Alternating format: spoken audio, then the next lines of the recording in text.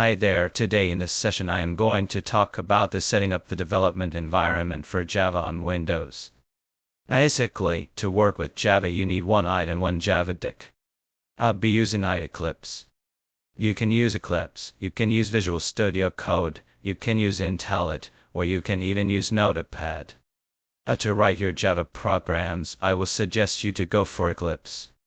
First of all, it's available free of cost, but intelligent other it needs to be paid.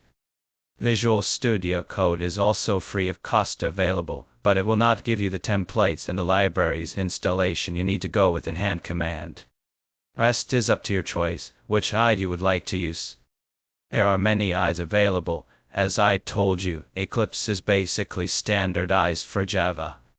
To set up the Eclipse IDE, what you need to do is you need to go to the Eclipse official website, download, and install the Eclipse IDE. You need to configure the Eclipse plugin to start under any specific version that you are going to use, and set up the development environment.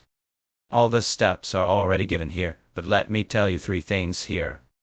So this is the official Eclipse port where you can download your very latest Eclipse IDE version.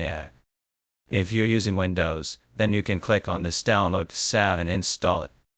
But if you're using any other operating system, you need to go to the download packages. You can just look it up as per yours and install the X or the package and install it. I would like to give you one suggestion. When you just go for this particular option, it will give you the option to install the Java for web development as well as standard edition. But if you will go for download packages, you need to take care of it.